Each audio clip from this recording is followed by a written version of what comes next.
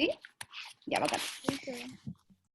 Que tengo mi cachorro que se mueve. Ya, entonces, hoy día vamos a hablar sobre cáncer de mama, ¿no es cierto? Y patología mamaria maligna. Espérate, no puedo. Pito. Ya, entonces, ¿qué es lo importante de lo que vamos a hablar el día de hoy? Hoy día vamos a hablar principalmente sobre la definición de cáncer de mama y los contenidos que podemos ver, ¿ya? En el día de hoy vamos a hablar sobre la epidemiología, cuáles son los factores de riesgo en general de cáncer de mama, qué es lo que consideramos screening en cáncer de mama, cómo hacemos el diagnóstico, cuáles son las imágenes que vamos a utilizar como complemento y generalidades en base al tratamiento, ¿ya? No les vamos a pedir de que sean especialistas ni subespecialistas en el tema, pero sí por lo menos que tengan ideas, ¿no es cierto?, generales de cuál es el tratamiento inicial y general de un cáncer de mama. Entonces, la definición en general es de un cáncer de mama es el crecimiento anormal y desordenado de las células de tejido mamario, que puede comprometer tanto las células ductales como las células lobulares o ambas, ¿ya? La de presentación más común es en las mujeres en edad posmenopáusica y más o menos un 80% de los casos presenta un patrón esporádico.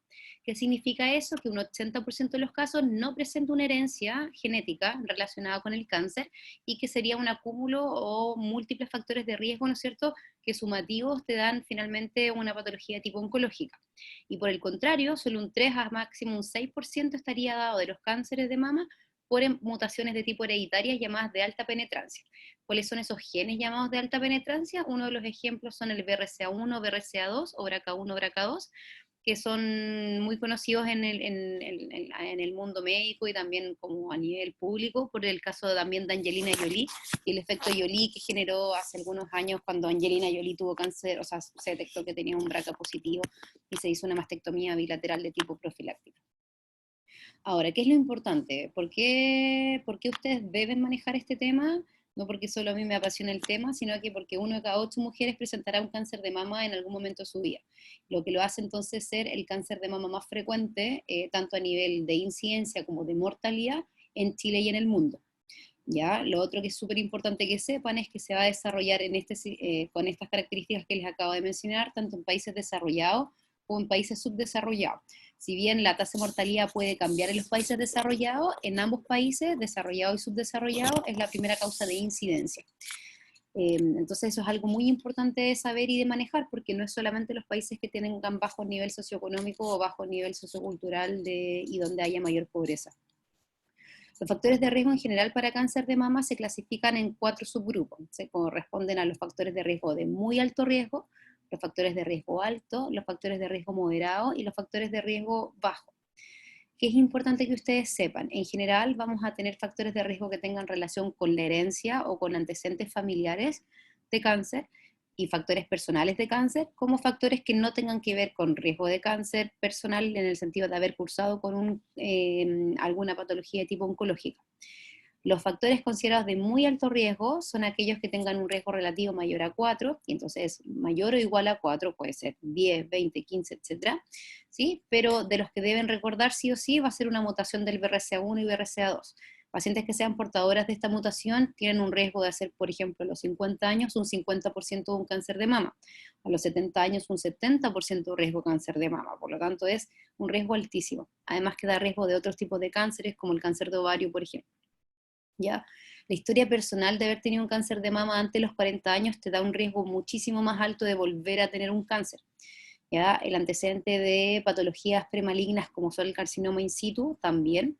2 o más familiares de primer grado con cáncer de mama en edad temprana. Esto sí o sí lo deben recordar porque siempre hay ahí como pillerías con las preguntas, pero para ustedes en el fondo un factor de riesgo muy alto es cuando tengan 2 o más mujeres, que puede ser mamá, hermana o hija, que hayan tenido un cáncer de mama antes de los 50 años, ¿ya? Y estos factores que se consideran la hiperplasia ductal atípica, las mamas densas y de edad mayor a 65 años. Otro riesgo alto sería, por ejemplo, una historia personal de haber tenido un cáncer de mama, pero cuando ya tuviste más de 40 años, haber recibido radioterapia en manto, por haber cursado, por ejemplo, con un linfoma de Hodgkin o no Hodgkin que haya requerido radioterapia, y un familiar de primer grado con cáncer de mama. Y de los otros factores, por ejemplo, es la exposición endógena a estrógeno, exposición exógena a estrógeno elevada, y múltiples factores de riesgo como el tabaquismo, la obesidad, el sedentarismo, la dieta rica en grasas. Y también, para que ustedes lo recuerden, no tienen por qué acordarse de todo, pero sí hacer el pensamiento de qué es lo que pasó, en el fondo porque hay factores de riesgo que tengan que ver principalmente con aumento de niveles de estrógeno que tú tengas en tu cuerpo. Por lo tanto, tanto de manera endógena como exógena, con eso puedes pensar y sacar inmediatamente en conclusión múltiples factores de riesgo. Por ejemplo, tener una menarquia precoz y una menopausia tardía te expone entonces a tener mucha mayor cantidad de ciclos ovulatorios, por ejemplo, y tener una gran cantidad o mayor cantidad de exposición a estrógenos versus las pacientes que están embarazadas. No haber amamantado nunca, lo mismo, ¿ya? La obesidad, por supuesto, por el fondo, por la presencia de estrógenos periféricos, por los niveles de grasa que tienen las pacientes, el sedentarismo, el primer embarazo tardío, más de 30 años, ¿ya? Y el uso reciente de anticonceptivos y el uso prolongado de terapia de reemplazo hormonal. Aquí estos dos últimos factores me voy a detener porque es súper importante que en el fondo sepan que es un factor de riesgo bajo, es bajo, y cuánto es bajo en este caso es 1,2 de riesgo relativo. ¿Ya? Y por otra parte es importante explicarle a las pacientes y explicarle a ustedes primero para que lo entiendan, que el riesgo que hay versus los beneficios que te puedan dar son muchísimo mayores los beneficios que los riesgos. Y que por otra parte se sabe que ese factor de riesgo se elimina o vuelve a su normalidad una vez finalizados los anticonceptivos. Y lo mismo que pasa con la terapia de reemplazo hormonal, cuando lo suspende después de un cierto tiempo de años, el riesgo pasa a ser el basal. Y por otra parte, la sumatoria de otros factores de riesgo, como la obesidad y el sedentarismo en sí, ya son un factor de riesgo más alto que usar, por ejemplo, anticonceptivos combinados. Entonces, en base a eso, existen múltiples instituciones a nivel internacional que vigilan la epidemiología del cáncer. Y en este caso, por ejemplo, vamos a poder ver que el círculo primero de la izquierda y luego el de la derecha, podemos ver que este va a relacionar las incidencias de cáncer y en este caso la mortalidad. Y el primer lugar en las mujeres pasa a ser mama, tanto para incidencia como para mortalidad. Como podemos ver en este mapa de la OMS, por ejemplo, debiésemos encontrar quizás distintos colores para decir en relación al cáncer de mama, pero, o sea, en relación a los cánceres en general, pero como podemos ver, la principal causa o el primer cáncer de incidencia va a ser en este caso el cáncer de color rosado, que es el cáncer de mama. Ahora, ¿cuál es la incidencia o cuál es la información que hay en Chile? Bueno, los registros están dificultosos, tanto en el Instituto Nacional de Estadística como en los registros poblacionales, porque Chile no tiene principalmente un registro a nivel poblacional tan claro ni tan ordenado. Entonces, los últimos datos de incidencia son del 2012, que más o menos promedio sería 30 por 100.000 mujeres, y en el caso de la tasa de mortalidad sería 16 por 100.000 mujeres. ¿Cuánto sería lo ideal que podríamos llegar? Bueno, obviamente en un mundo ideal tasa mucho más baja, pero lo ideal es 10 a 100.000, por ejemplo, de tasa de mortalidad. ¿Ya? Ahora, ¿cómo nos preguntamos entonces? ¿Cómo podemos prevenir? ¿Existe algún método de screening que realmente sirva? Por ahí van a escuchar, ¿no es cierto?, que muchas pacientes o amigas o mujeres te pueden decir, oye, necesito una orden de ecografía para saber si tengo algo en la mama o no, quizás eso va a prevenir que yo tenga un cáncer, o quizás una mamografía y una eco, o hagamos una resonancia, o una tomosíntesis, o distintas imágenes.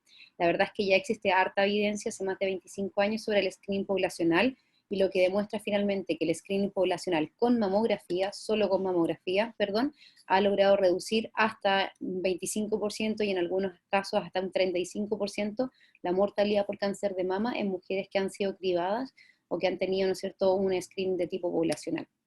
Ahora, esa era la evidencia al principio más antigua con respecto a estudios clínicos randomizados, pero las nuevas guías, que finalmente es la mejor evidencia disponible hasta este momento, también recomiendan y también han demostrado que disminuye la mortalidad en un 22% más o menos por cáncer de mama al hacer un screening con mamografía. ¿Y a qué mujeres? Principalmente aquellas mujeres entre los 50 y los 69 años.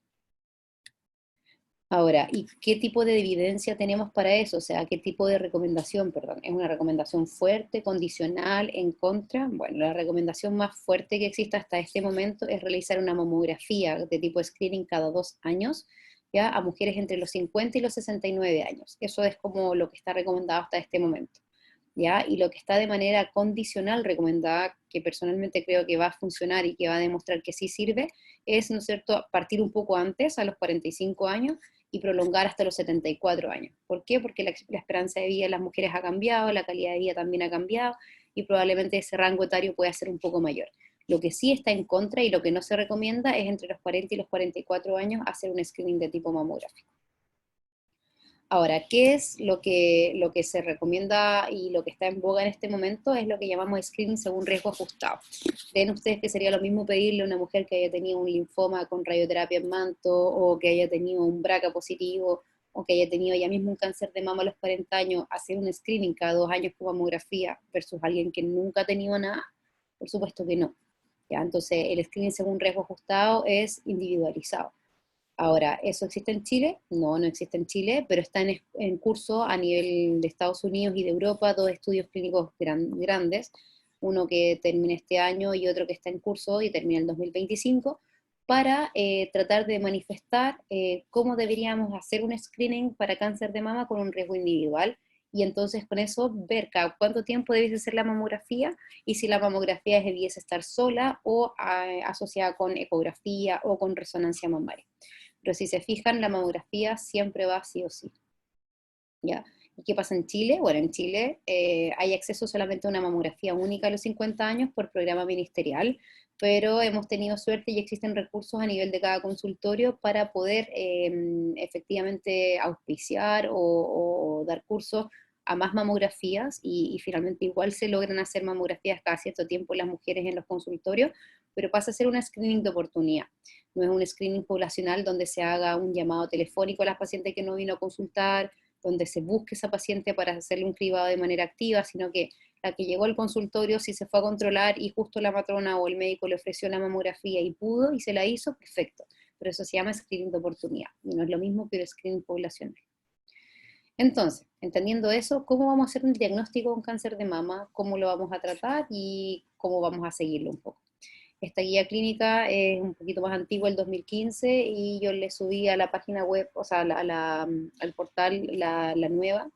No es para que se la manejen a la perfección, pero sí para que la lean porque está súper ordenada y en el fondo es lo que tienen que saber en general del cáncer de mama.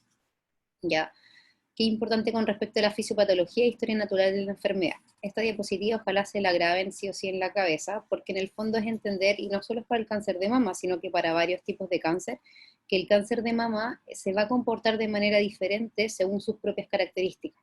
¿Y cuáles van a ser esas características? Vamos a decir más ratito, pero principalmente su inmunistoquímica, que va a ser una clasificación nueva, que ya lleva más de 10 años, pero que dentro de todo es nueva, según su clasificación de inmunistoquímica, asociado a la clasificación de anatomía patológica que se sabe de siempre, el estadio del TNM que se sabe de siempre, ¿ya? Pero esta característica de inmunistoquímica va a permitir caracterizar al tumor y saber, por ejemplo, si se va a comportar como un colibrí y va a tener una evolución sumamente rápida con un tumor que crezca y que sea altamente agresivo, versus, por ejemplo, un tumor que se comporte como una tortuga, ¿ya? Y que va a ser de una evolución mucho más lenta, mucho más benigno o de una agresividad menor, ¿ya? Entonces, no todos los cánceres son lo mismo, para nada. Ahora, lo normal o lo habitual que sabíamos de antes es que teníamos una lesión premaligna llamada, por ejemplo, hiperplasia ductal atípica, con atípicas planas, ¿sí? Y este tipo de lesión premaligna va a avanzar a un ductal in situ o un lobulillar in situ, luego un cáncer microinvasor y luego un invasor. La diferencia de esto, de entre el in situ y el microinvasor, es que sobrepase o no la membrana basal. Y que es lo importante también que sabemos de la mama. La mama tiene una invasión de tipo muy ordenada. El cáncer de mama invade primero el tumor en la mama y luego, en la mayoría de los casos, por no decir todos o en el absoluto, el primer lugar donde hace metástasis es un compromiso llamado loco regional. Eso significa que va a invadir hacia los ganglios o los linfonodos axilares. Entonces es muy poco probable que una paciente tenga, por ejemplo, un tumor mamario y que haga una metástasis a distancia sin tener compromiso de los ganglios axilares. Y eso es clave, y muy clave. ¿Por qué? Por el tipo de cirugía y el tipo de tratamiento que vamos a ofrecerle a los pacientes. Y luego va a ser metástasis a distancia por las distintas partes. Si les preguntan cuál es la manera de invadir del cáncer de mama, la principal forma o vía es a través de la vía linfática, ¿ya? Esa es como la principal vía de diseminación del cáncer de mama. Ahora, entendiendo eso entonces, los tres grandes pilares para hacer un diagnóstico van a ser principalmente el examen físico, la imagenología complementaria y la confirmación histopatológica. Entonces, ¿cómo vamos a sospechar nosotros un cáncer de mama? ¿Cuáles van a ser los signos y síntomas que debemos buscar? En general, siempre la anamnesis, y a la anamnesis va a ir asociado, ¿no es cierto?, el examen físico. Entonces vamos a tener que preguntarle a la paciente si, por ejemplo, determinar si es que ella se autopalpó una masa, hace cuánto tiempo tiene esta masa, determinar si tiene adenopatías axilares, por ejemplo, autopalpadas o no, preguntar, por ejemplo, si ha tenido una baja de peso de tipo no voluntaria o no, si ha tenido, por ejemplo, telorraquia o telorragia, que era lo que hablábamos la clase pasada, si ha tenido un dolor óseo diferente del habitual, porque estamos pensando, por ejemplo, en metástasis ósea, o si ha tenido algún síntoma neurológico diferente a los habituales, porque en el fondo estamos pensando que pueda tener una metástasis de tipo cerebral, ¿sí? O que simplemente esté asintomática, ¿ya? Porque es importante saber que existe un tipo de pacientes que se van a manifestar como un cáncer de mama de tipo no palpable o que solamente va a ser detectado a nivel del screening, ¿ya? Entonces, con eso es importante que ustedes sepan que el cáncer de mama en su cabeza y sobre todo al año 2020 con toda la tecnología que tenemos, lo podemos encontrar como un cáncer de mama con lesión palpable y que lo vamos a encontrar fácilmente en el examen físico o como un cáncer de mama con una lesión de tipo no palpable. No vamos a encontrar nada de lo que pensábamos, pero sí lo vamos a encontrar en las imágenes, ¿ya? Entonces eso es muy importante. Ahora, ¿cómo vamos a hacer el examen físico? En general, siempre el examen físico tiene dos partes, una parte sentada y una parte acostada, y vamos a examinar tanto ambas mamas, no solo la que está sospechosa, y vamos a examinar los ganglios de la axila y los supra e infraclaviculares. Ahora, ¿qué es lo que podemos encontrar en el examen físico? No solamente un tumor o un bulto en la mama, ¿ya? Sino que también protuberancias, venas crecientes o en el fondo circulación colateral que vamos a encontrar a nivel de la piel cutánea, de la piel, perdón, o de las lesiones cutáneas, hendiduras, un bulto interno se refiere a algo que no vamos a ver y va a ser una lesión no palpable, erosiones de la piel, hundimientos del pezón o retracción del pezón, piel anaranjada o piel de naranja, ¿ya? Enrojecimiento y ardor, por ejemplo, el caso de un cáncer inflamatorio, o múltiples hendiduras con retracción a nivel de toda la piel. Entonces, acá tenemos, por ejemplo, examen físico de distintas pacientes, esto es real, ya acá sí podemos ver siempre con la inspección primero y luego con el examen físico palpable. Podemos ver acá existe una retracción a nivel de esta mama izquierda, esta piel, por ejemplo, está súper acartonada, con cambios de coloración y con un pezón que está retraído. Esta es una mama enrojecida, correspondiente a un cáncer de mama inflamatorio. Esta es una mama que tiene, por ejemplo, mucho edema y en el caso se considera una piel de naranja con todos estos poros de tipo dilatado. Y esta es una paciente que tiene, por ejemplo, una retracción del pezón. Seguimos con más casos, acá tenemos también coloración con cambios en la piel, si vemos en detalle existen unas pústulas y unas pelotitas que en este caso no es que tenga espinillas o que tenga alguna alergia, sino que es parte del tumor que se puede manifestar a nivel de la piel de manera cutánea. Acá tenemos otro tipo de tumor ulcerado y que genera una retracción de toda la piel y del complejo areola-pezón. Si no ven contra la otra mama, está completamente asimétrico. Y en este caso, la paciente que levanta efectivamente los brazos y tenemos acá una retracción o una hendidura a nivel lateral. Por eso que es importante que el examen físico se haga sentado y siempre en dos partes. Nosotros siempre le decimos manos en la cintura como un jarrón, ¿sí? Manos al techo, que toquen el techo, y al momento de hacer eso se ven efectivamente retracciones que si no, no se van a poder observar. Ahora, con respecto al estudio complementario imaginológico, existen múltiples apoyos, pero los dos más importantes van a ser la mamografía y la ecomamaria. ¿Sí? También tenemos la tomosíntesis y la resonancia mamaria, que ya son más del subespecialista, pero es importante que sepan que existen. También existe, para poder tener un lenguaje de tipo ordenado y universal entre todos, una clasificación que la da el ACR del BIRATS, ya la última edición es la del 2013, y lo que permite es efectivamente tener un mismo léxico semiológico para describir las lesiones y clasificarlas como, por ejemplo, de bajo riesgo o de alto riesgo. Lo que importa en el fondo es la mamografía, que ustedes sepan, como por ejemplo también una radiografía de tórax, por ejemplo, es que las lesiones pueden ser descritas de manera homogénea, y lo que ustedes tienen que saber es que siempre tiene que haber al menos dos proyecciones, que es la media lateral oblicua y la cráneo-caudal, y que en el fondo lo que ustedes tienen que sospechar o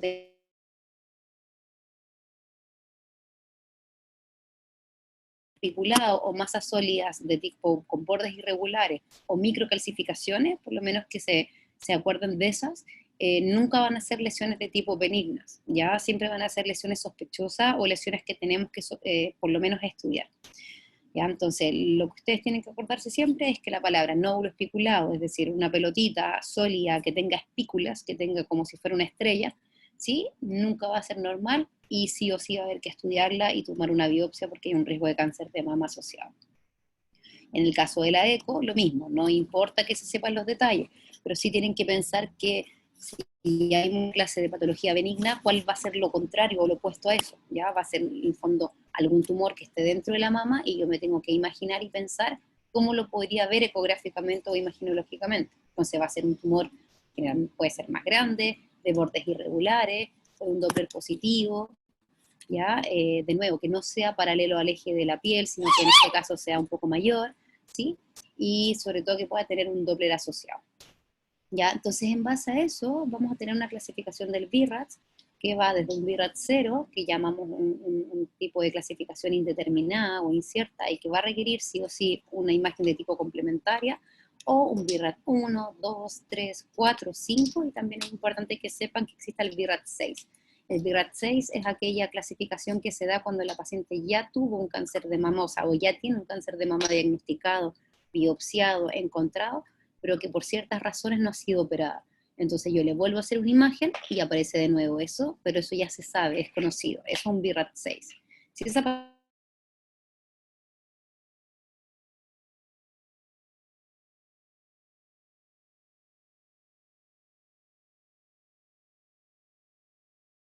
paciente se opera y se saca, es el BIRAT 2, ¿ya? Entonces, efectivamente que estamos presentes frente a una paciente que tenga todas estas sospechas, tanto en las imágenes como en el examen físico, ¿cómo les hacemos una biopsia? ¿Qué tipo de biopsia existe? Bueno, generalmente, paciente que tenga un nódulo que sea palpable, le vamos a hacer algo que se llama biopsia aguja gruesa. Biopsia aguja gruesa o biopsia core, que puede ser simplemente cuando algo es palpable, yo lo toco, lo palpo y biopsio, o si no es palpable pero existe, bajo ecografía. Pero si no estamos hablando frente a una lesión que sea sólida, sino que sea una lesión, por ejemplo, no palpable, pero de tipo microcalcificaciones o algo que solo se vea en la mamografía y no en la ecografía, vamos a tener que hacer algo que se llama biopsia estereotáxica digital. Aquí es importante que sepan que existe algo que se llama la PAF, ¿no es cierto? O la citología. En ese caso la PAF nunca va a ser diagnóstica para un cáncer de mama, pero sí va a ser diagnóstica, por ejemplo, o de apoyo más que nada para una adenopatía que sea sospechosa y en la cual yo quiero saber si existe metástasis o no. Pero la PAF nunca se debe hacer a un tumor sospechoso de la mama. Ahí siempre tiene que ir una biopsia aguja gruesa. Entonces, ¿cómo debemos clasificar el cáncer de mama? Ustedes ya saben, ¿no es cierto?, por otros tipos de cáncer, que en general la clasificación de un cáncer puede ser un precáncer o lo que se llama cáncer carcinoma in situ, o un carcinoma invasor cuando sobrepasa la membrana basal, ¿sí? Pero también se podría clasificar en base a lo que yo les dije de la estructura inicial, si es ductal, si es lobular, si es ducto lobular, etc. ¿Ya? Esas son como las clasificaciones clásicas o ampliamente sabidas en medicina de los cánceres o de las lesiones. ¿Sí? Pero lo que me importa a mí que se lleven ustedes de esta clase, y en el fondo es para que aprendan y en el fondo para que sean médicos de cambio de ahora en adelante, es que existe una clasificación que se llama por inmunohistoquímica. ¿Qué es lo que hace la clasificación de inmunohistoquímica? Es evaluar 4 conceptos nuevos. Esos 4 conceptos son los receptores de estrógeno, son los receptores de progesterona, es el KI67 y es el HER2. Entonces, evaluando esos 4 patrones en cada tipo de cáncer, podemos hacer de nuevo una nueva clasificación del cáncer de mama. Y esa es la clasificación que se llama clasificación por inmunohistoquímica. Esa clasificación vamos a encontrar un tipo de cáncer que se llama luminal, otro tipo de cáncer que se llama HER2 y otro tipo de cáncer que se llama triple negativo. Va a ser mejor, porque haber hecho este break me va a permitir explicarles un poco de nuevo algo. ¿Qué es importante? Ya. La clasificación inmunohistoquímica del cáncer de mama, dijimos que usaba 4 categorías, ¿no es cierto? O sea, 4 tipos de parámetros. Esos 4 parámetros va a ser el receptor de estrógeno, el receptor de progesterona, el KI67 y el HER2. Con esas 4 cosas yo voy a hacer una combinación de cosas y voy a decir que van a haber 3 nuevas categorías, ¿ya? Entonces, el receptor de estrógeno, para que ustedes sepan, simplemente es un receptor, ya que se encuentra de 2 maneras, puede ser intracelular y también intranuclear, y tiene las características como un receptor de estrógeno, y también el caso del de progesterona, de modificar el ADN o de generar señales a nivel del DNA para promover la proliferación celular y distintas señales en el fondo más que nada como para el crecimiento o la proliferación, ¿ya? Eso en general de los receptores de estrógeno, o sea, nosotras y ustedes también que tienen estrógeno, ¿ya? En el fondo tenemos esas cascadas normales de señalización. Pero en el cáncer, cuando estamos hablando de un tumor, ¿sí? Si eso está súper expresado, vamos a saber que al estar súper expresado eso, podemos tratar de alguna manera de bloquearlo, ¿no es cierto? Para que el tumor no siga creciendo o para que el tumor no se siga replicando. Entonces, por eso es súper importante saber, por ejemplo, si un tumor es receptor de estrógeno positivo o no, ¿ya? Eso es una cosa. Segundo lugar, el Ki-67 es un marcador a nivel celular que lo que hace es ver cómo está el índice de replicación de las células. Eso también es a nivel de todas las células. Entonces, o cualquier tipo de tumor, no solo en mama.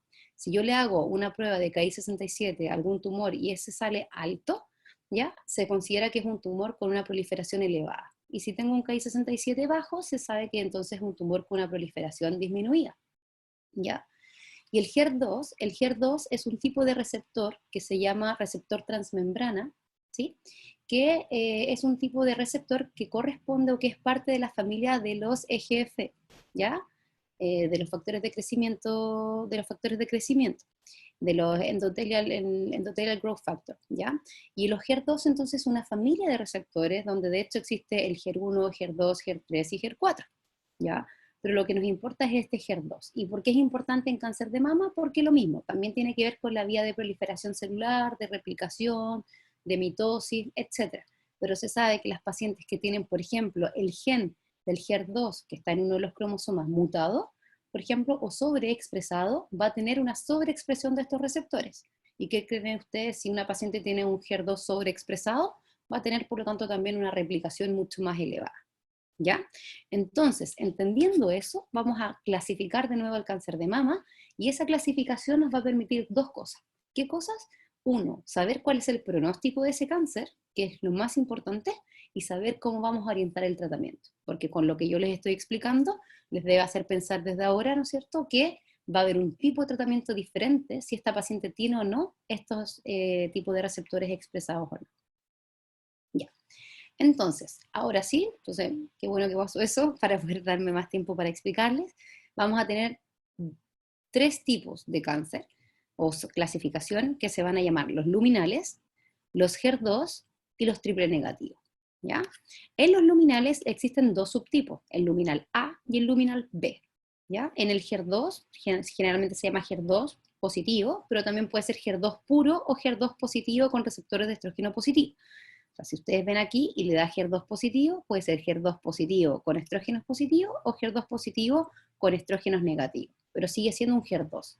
Y el triple negativo, como dice triple porque son tres receptores, se refiere a los estrógenos, progesterona y el HER2. Entonces todo esto, si está todo negativo, es en este caso un triple negativo.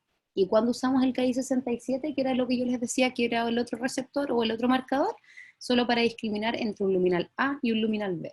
El luminal A va a ser el de mejor pronóstico, que va a ser el tumor que menos agresivo va a ser, y vamos a llamar entonces un Ki-67 bajo, y el luminal B va a ser aquel que tenga un Ki-67 alto.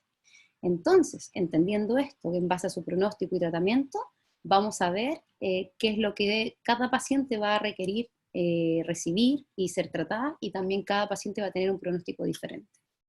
¿Se entiende hasta aquí? Doctora, yo ahí tengo una pregunta, Dígame. porque yo me leí el que era verde, o sea, el que era como del 2015, entonces no Sí. sé si cambió porque ahí lo que yo había captado era que estaban los luminales, y dentro de los luminales B, como que hacía la clasificación distinta, decía como el luminal B, y ese podía ser HER2 positivo y HER2 negativo, y dejaba como a los HER2 positivos solamente como con receptores de estrógeno negativo al final, entonces como que hacía la clasificación distinta. Ya, te felicito, porque en el fondo significa que lo leíste, ¿ya? En el fondo existe a nivel de la literatura múltiples clasificaciones, o sea, muchas veces hay discordancia de eso, ¿sí? Porque lo que algunos llaman, lo que me estás mencionando tú, es lo que se llama luminal B-like, ¿sí? Que es como parecido al B, ¿ya? Entonces, si bien puede haber diferencias, depende de lo que uno lo lea, ¿sí? El concepto es un poco lo mismo, ¿ya? El luminal B puro va a ser como el luminal B que yo te estoy diciendo. Y el luminal B-like va a ser el HER2 positivo, pero con receptores de estrógeno positivo. ¿Ya? Ya, bacán. Y el Creo que HER2, menos enredado esto. Por eso, o sea, esta diapositiva yo la tomé en el caso del magíster porque para mí también fue más fácil de entender, porque era muy enredado, ¿ya? Pero en el fondo lo que te importa, da lo mismo el nombre, pero es que tú sepas que un HER2 positivo puede ser un HER2 puro, o sea, que solamente es HER2 positivo y lo otro es negativo, o puede ser un HER2 positivo con receptores de estrógeno positivo, ¿ya? Lo que importa para mí, o lo que a mí me importa,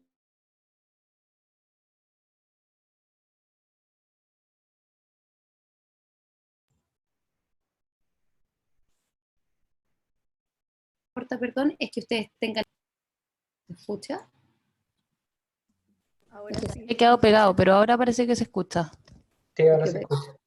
En el fondo, para ustedes tienen que entender que mientras más receptores de estrógeno positivo tenga, es mejor, ¿sí?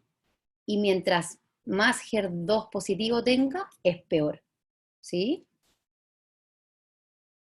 ¿Estamos? Y Sí. lo peor, lo peor, lo peor, es no tener nada. Doctora, una duda, Dígame. que durante como la enfermedad pueden ir evolucionando los receptores. Hermosa pregunta. En el fondo, sí. De hecho, más que puedan ir evolucionando, se sabe que el tumor de mama, al ser tan complejo, también existe mucha heterogeneidad dentro del tumor, ¿ya? O sea, yo puedo tomar una muestra de la biopsia core inicial y puedo tener una clasificación llamada, por ejemplo, un HER2, pero puedo tomar una muestra en otra parte y me salga un triple negativo, ¿sí? Y a la vez, a medida que va avanzando la enfermedad o que cambie la enfermedad, si yo vuelvo a tomar una muestra de ese mismo tumor o de la metástasis, puede ser que encuentre otra característica inmunohistoquímica del tumor. ¿Sí? Ya, eso. Gracias. Nada, y Y lo que doctora, en ese caso, ¿se trata como según la peor opción? Como que si fuera triple negativo, asumimos que todo es triple negativo. también, buena pregunta, que en el fondo si es un triple negativo, habría que asumirlo como tal, pero por ejemplo, si tú tienes un HER2 positivo en una parte y un triple negativo en otra parte, ahí lo ideal tuyo sería tratarlo como un HER2, porque va a haber algo que va a poder recibir. ¿Por qué? Porque en el fondo el concepto de un triple negativo significa que no tengo cómo atacarlo. Entonces es muy malo, porque lo que le doy yo va a ser un tipo de quimioterapia muy fuerte, muy invasiva, pero que no va a discriminar. Va a ser una quimio que probablemente va a ser muy tóxica y va a matar células que están sanas. En cambio, al ser HER2 positivo, yo puedo tratar de ir a atacar con anticuerpos estos receptores que están en la membrana que se llaman HER2. O si tengo receptores de estrógeno y progesterona muy positivos, puedo dar algo que bloquee esos receptores de estrógeno, como por ejemplo el tamoxifeno o por ejemplo el letrozol, etc. Entonces tengo una terapia. En el caso del triple negativo no tengo nada que darles salvo quimios que son muy fuertes y muy tóxicas. Y aún así su pronóstico sigue siendo malo. ¿Sí? Ya, entonces con esto ya me doy por pagada, casi podemos terminar la clase, pero en el fondo que sepan que si yo les pregunto, o si alguien les pregunta y ustedes como van a ser entidades de cambio, en el fondo el cáncer de mama, que ustedes me digan, oye, ya tiene un cáncer de mama, ah, ya, pero es HER2, o es triple negativo, o es luminal, ¿ya? Porque van a saber que el pronóstico es diferente y el tipo de tratamiento va a ser diferente. Y entendiendo eso, entonces, por ejemplo, sabemos que este tipo de tumor, el luminal, sí o sí va a recibir hormonoterapia, ¿sí? Que son terapias para bloquear estas hormonas, ¿sí? Y lo más probable es que no reciba quimioterapia, porque suelen responder muy bien con la hormonoterapia. Y también es poco probable que reciba un tratamiento que se llama trastuzumab, ¿sí? Que es un tipo de terapia con anticuerpos monoclonales para ir a atacar el HER2, ¿sí? En cambio, un HER2 positivo, yo sé que voy a darle un tipo de terapia con anticuerpos monoclonales, que se llama trastuzumab, para ir a atacar, por ejemplo, el HER2, y que va a ir siempre de la mano con la quimioterapia. Y lamentablemente el triple negativo, sé que no le voy a dar ningún tipo de hormonoterapia, que no le voy a dar tampoco ningún tipo de terapia con anticuerpos mononucleares, o sea, monoclonales, perdón, y que lo único que voy a hacer es darle quimioterapias de dosis muy, muy tóxicas y que voy a tratar de alguna manera salvar este tumor. ¿Sí? Ya, listo. Y para hacerlo aún más difícil, existe una nueva información hace ya varios años, 5 años por lo menos, que se dieron cuenta que, tal cual como hizo la pregunta a su compañera, como este tumor podía cambiar o podía mutar, dijeron como, pero ¿cómo? ¿Qué pasa? No entiendo. Y en el fondo se dieron cuenta que si yo hacía un análisis genético, ya no de los receptores hormonales ni de los receptores, sino que de los genes del DNA de ese tumor, se dieron cuenta que los genes que expresaban esos tumores podían ser diferentes. ¿Ya? Entonces, un tumor que fuera, por ejemplo, HER2 positivo, donde yo hubiera expresado HER2, no estaba respondiendo a la terapia. ¿Y por qué? No entiendo. ¿Por qué no responde a la terapia? Bueno, hicieron un estudio genético y se dieron cuenta que, por ejemplo, la esencia de ese tumor era triple negativo. ¿Ya? Entonces, al final, lo que nosotros vemos de manera indirecta con los receptores y con todo, muchas veces es real, pero existe un porcentaje de veces que no es así. ¿Sí? Y eso es lo que se llama subtipo de tipo intrínseco molecular. ¿Y cuáles son las clasificaciones de eso? Es casi lo mismo, pero en el fondo el luminal A y luminal B, perfecto. El HER2, lo mismo, pero se llama HER2 enrich, ¿ya? Y este HER2 enrich significa que a nivel genético o a nivel del DNA está alterado el gen del HER2 y está sobreexpresado. Y el tipo basal-like, que sería el correspondiente al triple negativo. ¿Ya? Entonces, muy parecido, pero no es lo mismo. Ya, entonces, y ahora que tenemos el diagnóstico, le hicimos la biopsia, le hicimos los receptores hormonales, sabemos el subtipo, ¿qué hacemos? ¿Cómo las clasificamos? Bueno, también existe la clasificación del TNM, que es la clásica del cáncer en general, donde es importante que sepan que el T es del tamaño tumoral, el N es de los ganglios y el M para saber si hay metástasis o no. Y lo que más importa para ustedes que sepan es el orden, que solamente el tumor mientras más grande sea, o el tumor en general va a invadir primero a los ganglios de la axila, ¿sí? Y nuestro N, que es los ganglios o adenopatías, tiene que ver con el estadio ganglionar de las axilas, ¿ya? Entonces, con eso, ¿por qué es importante clasificar clínicamente y según inmunistoquímica a las pacientes? Bueno, porque va a cambiar el pronóstico, porque va a determinar el tratamiento, ¿sí? Todos los cánceres de mama tienen el mismo pronóstico, aunque tengan el mismo estadio. O sea, si yo tengo un tumor de 3 centímetros que es luminal, versus un tumor que también mide 3 centímetros, pero es triple negativo, ¿es lo mismo? Por supuesto que no. Uno va a tener una tasa de sobrevida de casi un 70% y el otro va a tener una tasa de sobrevida de un 30%. ¿Ya? ¿Tendremos que darle un tratamiento diferenciado a cada paciente? La respuesta es sí. ¿Serán todos los tratamientos iguales? No. ¿Importa el orden del tratamiento? Lo vamos a ver ahora. Entonces, ¿cuáles son los tratamientos que tenemos nosotros? Tenemos cirugía, radioterapia, quimioterapia y hormonoterapia. Esos 4 pilares son. También existen otros tipos de terapia, pero los que ustedes tienen que retener son los primeros 4. Con respecto a eso, vamos a centrarnos en este cuadrado, que es la cirugía, ¿sí?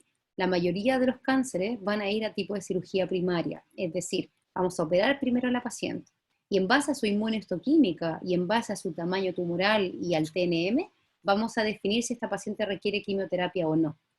Si esa paciente requiere quimioterapia, ¿quiénes van a ser las candidatas a quimioterapia? Todas las pacientes que tengan un HER2 positivo y todas las pacientes que tengan un triple negativo, ¿ya? Pero además, algunas que tengan factores de mal pronóstico, ¿sí? Eso es para el especialista, pero para que ustedes sepan es como un poco en general eso. Entonces, la mayoría de los luminales no van a quimio, solo cirugía y hormonoterapia, ¿ya? Ahora, si yo definí que esa paciente va a ir a quimioterapia, ahí va a ser el momento crucial de definir si esa quimioterapia va a ir antes de la cirugía, que se llama neoadyuvante, porque la palabra adyuvante significa después de o de como ayuda, ¿sí? O si va a ir después de la cirugía, ¿ya? Entonces, quimioterapia neoadyuvante o quimioterapia adyuvante y la cirugía. Y en base a la cirugía, si es una cirugía conservadora, o sea, una cirugía que conserva la mama y que solo saca el tumor, va a ir en el 99% de los casos asociada a una radioterapia de la mama, ¿sí? Radioterapia adyuvante. En el caso que no se haga una radioterapia, o sea, no se haga una cirugía conservadora y se hace una cirugía radical, bueno, ahí vamos a ver si efectivamente recibe o no radioterapia, ¿sí? Y la hormonoterapia en relación a si es luminal o no, o si tiene en el fondo receptores de estrógeno positivo o no. Ya. Esto es más detalle nomás, pero indicaciones de la neoadyuvancia no es para ustedes. Y los tipos de tratamiento en general quirúrgicos. Cuando nosotros vamos a hacer una cirugía conservadora, significa que vamos a hacer una tumorectomía, vamos a sacar este tumor de la mama, pero vamos a preservar la mama, ¿ya? Y con respecto a la axila, antiguamente se hacía a casi todas las pacientes un vaciamiento axilar, Eso quiere decir que les sacamos todos los ganglios de la axila, estuvieran o no estuvieran comprometidos. Y si estaban comprometidos, sí o sí se sacaban todos.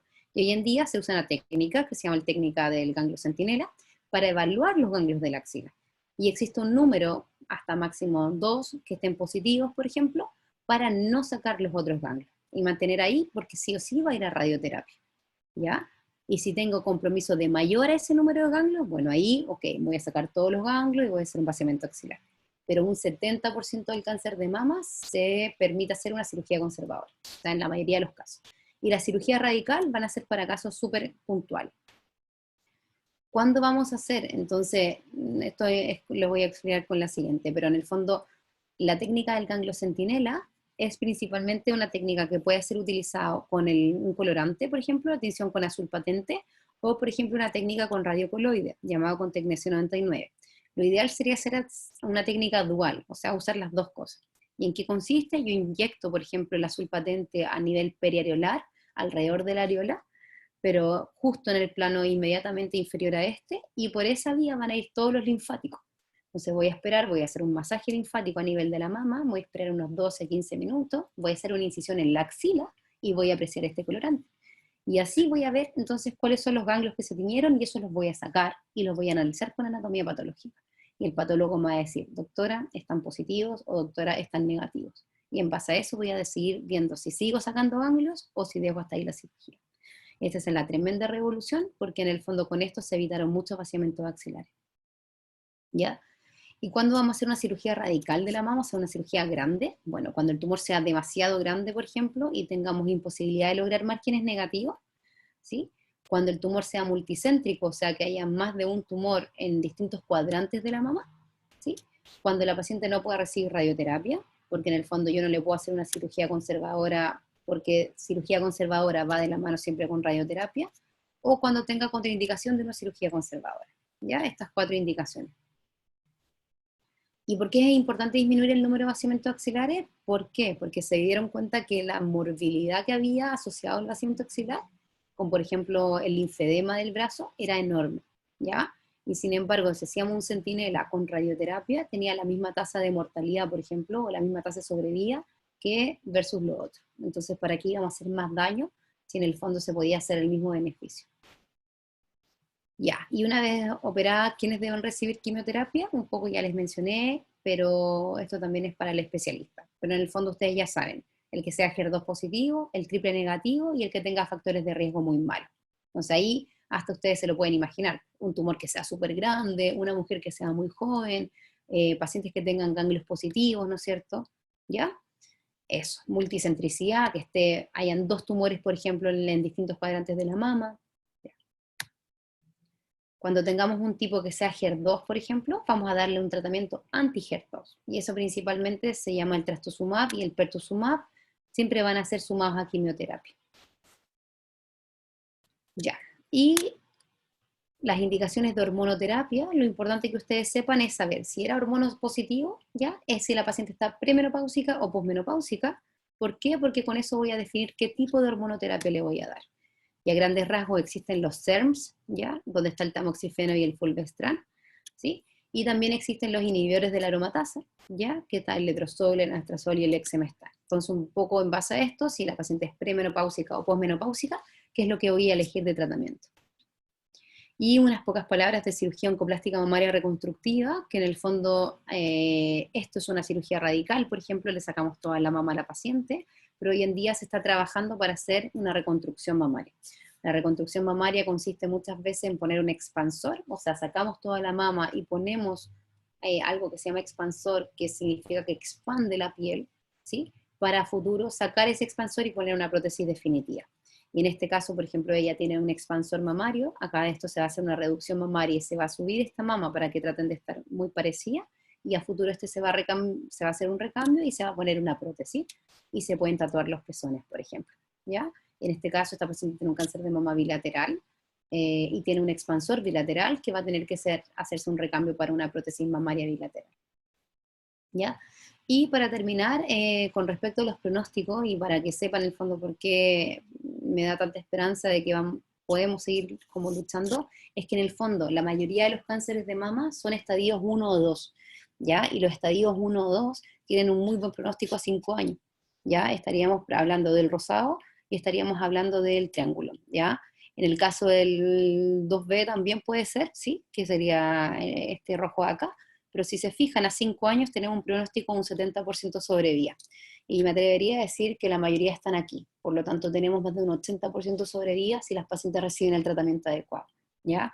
Eso puede cambiar según la inmunohistoquímica y por eso les explicaba en la clase. Pero en el fondo puede ser un cáncer de buen pronóstico y con un tratamiento que le puede salvar la vida a la paciente. Como conclusión, entonces, el cáncer de mama es la primera causa de muerte por cáncer en mujeres en Chile y en el mundo. En general puede tener un buen pronóstico en un 70% de los casos si la detección es oportuna y el tratamiento es completo. Es fundamental entender los subtipos por inmunohistoquímica para poder dar un tratamiento y ver el pronóstico. Y lo que más importa es tomar conciencia y educar. ¿Ya? Así que eso, chiquillos. No sé si tienen dudas, preguntas, comentarios. Se abre la discusión. Doctora, yo tengo una duda en el manejo, porque cuando dan en el cáncer que es hormono sensible, salía que las mujeres premenopáusicas, primero como que en el fondo se hacía un manejo o quirúrgico o médico, pero en el fondo para llegar a la menopausia, y posteriormente se le daba el tratamiento con tamoxifeno o con otro. Entonces mi duda ahí es como por qué se hace eso, o sea, por qué también se da el tratamiento, porque en el fondo si le saqué los ovarios, Sí. ¿de dónde saca el estrógeno? No sé. Ya, súper buena pregunta, porque en el fondo es porque leyeron el paper, si no, no harían ese tipo de preguntas. ¿Ya? En el fondo, lo que importa es cuando una paciente es hormonosensible, es de alguna manera bloquearle la cantidad de estrógenos que tiene, ¿no es cierto? Ya. Entonces, si la paciente es premenopáusica, se sabe que independiente de los medicamentos que tú les des, igual puede tener, ¿no es cierto?, un funcionamiento elevado de los estrógenos, porque todavía está ovulando, todavía está con sus ciclos hormonales, ¿sí? El medicamento de elección inicial es el tamoxifeno, ¿ya? Que es un tipo de SERMs, ¿sí? Y lo que va a hacer es modular el receptor de estrógeno, ¿sí? Y eso sirve, y sirve mucho, pero se sabe que igual hay una cantidad de estrógenos que le va a llegar a esa paciente. ¿Sí? Entonces, una de las estrategias, y que lo que ha mostrado la investigación y los papers, es hacer que esa paciente quede como si fuera menopáusica, ¿sí? Y luego darle un mejor medicamento que son los inhibidores de la aromatasa. ¿Por qué? Porque los inhibidores de la aromatasa lo que hacen es eliminar la síntesis de estrógeno, ¿sí? En cambio, que inhiben la conversión a nivel hormonal o a nivel de enzimático, ¿no es cierto? En cambio, el tamoxifeno no elimina la síntesis de estrógeno, sino que lo que hace es bloquear el receptor para que no pueda partir la vía de señalización, pero el estrógeno sigue dando vuelta, ¿sí? Entonces, cuando te toca una paciente premenopáusica, lo que se ha demostrado es tratar de inhibir el eje para después darle entonces inhibidores de la aromatasa. Y en esa inhibición del eje puede ser una inhibición del eje farmacológica, ¿sí? Por ejemplo, agonistas de la GnRH, o si no, otra manera de inhibir el eje sería, por ejemplo, hacerle una oforectomía bilateral. Hacer una cirugía, sacarle los ovarios, entonces tú te aseguras de eso y luego le das el medicamento. ¿Sí? Ya, ¿Se gracias. entiende? Sí. ¿Más o menos? No, sí, sí. Ya, bacán. Mira, el cáncer de mama es algo muy interesante, es de las subespecialidades más médicas que hay dentro de la ginecología, porque en el fondo tiene muchas ciencias básicas, que de básica no tiene nada, pero en el fondo tiene mucha fisiopatología y mucha parte molecular, ¿ya? Pero una vez que lo entiendes, te das cuenta que si lo entiendes y lo aplicas bien, puedes cambiar perfectamente el pronóstico de las pacientes.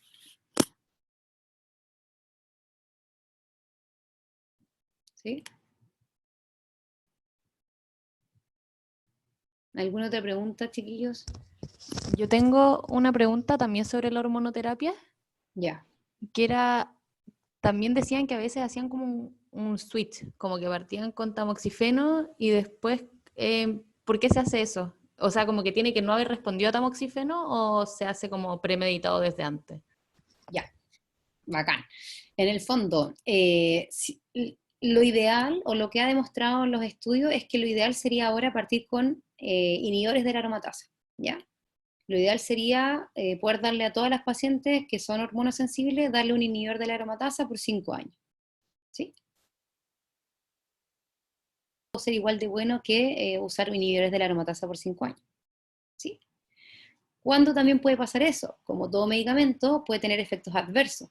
Entonces hay pacientes que, por ejemplo, sobre todo señoras mayores, en las cuales el inhibidor de la aromatasa puede generar una descalcificación o una alteración de los huesos. ¿Sí? Entonces yo puedo decir, ¿sabes qué? Voy a partir mejor primero con tamoxifeno, 2 años, y luego hago el switch y le agrego, entonces cambio tamoxifeno y le agrego, por ejemplo, inhibidores de la aromatasa. ¿Sí? Eso, Gracias, doctora. de nada. ¿Ya? ¿Alguna otra pregunta, chiquillos?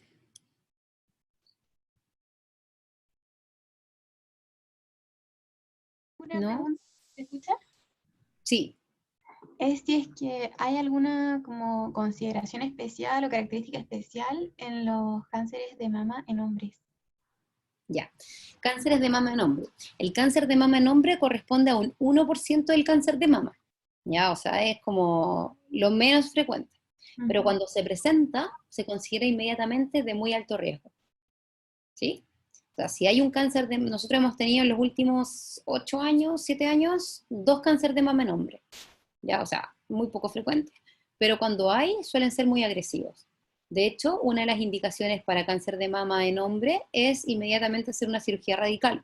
No vas a poder hacer una cirugía de tipo conservadora, ¿ya? Va a ser solamente una cirugía radical.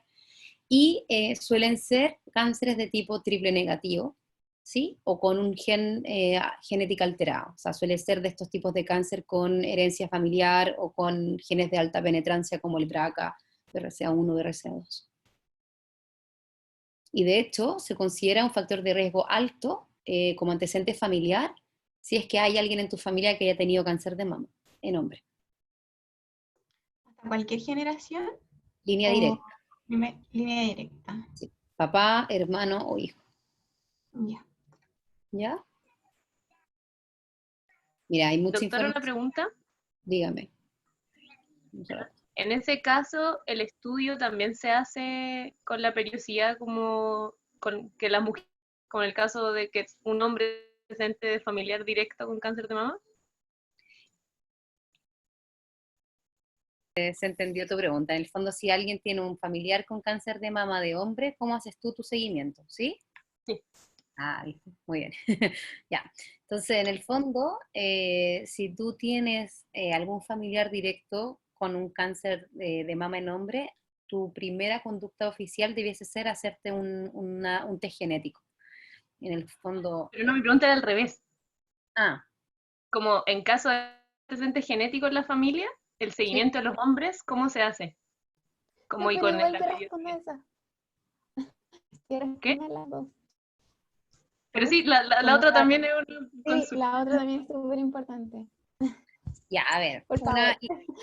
Ya, las dos. A ver, la primera es, si tú tienes un familiar con cáncer de mama hombre, por ejemplo, ¿sí? Que era de la línea directa, y yo soy mujer, digo, cómo me voy a estudiar o cómo voy a seguir? En estricto rigor deberías hacerte un test genético, ¿ya? Un test genético para ver si tú eres portador o no de la mutación.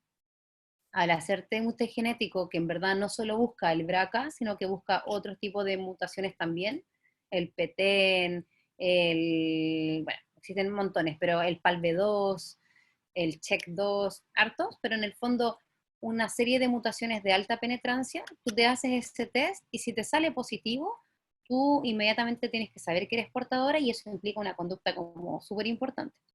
En esa conducta implica no solo hacer un seguimiento 10 años antes de la persona que tuvo el cáncer, y ya no solamente con mamografía, sino que con resonancia mamaria. ¿Sí? Además, implica en un momento hacer una cirugía disminuida, que es una mastectomía viral y una oophorectomía. ¿Ya? Entonces, como cosas súper importantes. ¿Sí? Ya. ¿Te Perdón, escuchas? es que creo que se cortó justo cuando cirugía de no sé qué, bla, bla, bla, Cirugía eso de no. mastectomía, cirugía de disminución de riesgo. ¿Sí? Ah, En el fondo, hacer una mastectomía bilateral, sacar las 2 mamas y además sacar los ovarios. No oophorectomía bilateral. ¿Ya? Eso es una cosa. Por otra parte, la otra pregunta era, si es que yo tengo un familiar hombre con un cáncer de mama positivo. esa era la mía. ¿Sí? Era, si es que tengo el antecedente familiar de que tienen los genes, ¿cómo se hace el seguimiento de los hombres? Claro, un poco lo mismo. Si es que, a ver, la única manera de hacer un seguimiento obviamente eso no hay mucho estudio, porque estamos hablando de un 1% de los casos, ¿sí? Pero si un hombre es portador, ¿sí? La única manera de estudiar, en ese caso, igual va a ser con mamografía y eco, ¿ya? O también puede hacerse una resonancia mamaria, ¿ya? En el fondo, cualquier portador del gen debe hacerse un screening con resonancia, ¿sí? Pero que no es lo mismo que el screening poblacional que hablábamos al inicio, Gracias. ¿sí? De nada. Ya, entonces, en el fondo, tampoco es necesario que vibren con la patología mamaria, pero en el fondo para que sepan que hay un mundo gigante de información y demasiados aspectos, o sea, desde la parte genética, de la parte molecular, la cirugía, que son cirugías grandes, imágenes, que son la mamo, la eco, la resonancia, la tomosíntesis, la parte genética hereditaria, ¿ya? Anatomía patológica, oncoplástica reconstructiva, la psicología, porque existen psicólogos que son clínicos especiales para cáncer, ¿sí? La criopreservación, por ejemplo, mujeres jóvenes que tienen cáncer de mama y son mujeres jóvenes y quieren ser mamá después, sacarle los ovarios antes, o sea, no los ovarios, pero los folículos antes para poder hacer una criopreservación y que se puedan embarazar, ¿sí? La cirugía plástica como tal, ¿ya? Entonces, el cáncer y embarazo, existen, como es el cáncer más frecuente y cada día las mujeres aplazamos más la maternidad, el cáncer de mama y el embarazo al mismo tiempo, generalmente tenemos como 1 o 2 casos al año, entonces lo vemos, ¿ya? ¿Qué pasa con la quimio? ¿Qué pasa con el hormono? ¿Qué pasa con todo, por ejemplo? ¿Ya? Entonces hay como un sinnúmero de cosas, pero eso, así que espero que les haya gustado, fue una clase demasiado especial, pero para que vean que fue real y que las intenciones de enseñarles están, ¿ya? Ah, ya. Entonces, ahí ya puso que habla, gracias, efectivamente. Ah, ya, perfecto. Recibo manejo conservador. ¿Viste? Entonces, eso es súper, y van a empezar a verlo como con mucha frecuencia. Entonces, bueno, cualquier duda o pregunta me la pueden hacer, no hay problema. Tengo mi magíster en cáncer de mama y es lo que más me gusta, y si los puedo ayudar en algo, no duden en preguntar. ¿Ya? Doctora, tengo una Gracias, doctora. pregunta, pero no es de esto mismo, es de lo de la semana pasada, de elecciones benignas, que la Cata, la otra Cata, que es la otra delegada, le pidió los apuntes y nos dijo que estaban más actualizados, pero me dijo que no lo ha recibido todavía. Sí, no se los he mandado, pero se los voy a ya. mandar ahora. Es que estoy teniendo problemas graves con el internet. Está comprobado. BTR, Confiamos, es verdad. BTR no pasa nada con BTR, ¿ya? Ajá, eso. Pero eso, ya, así que pucha, espero que les Gracias. haya gustado. Y bueno, la grabación no la vamos a subir, así que el que vio la clase la vio. Pero espero que hayan entendido, ¿ya?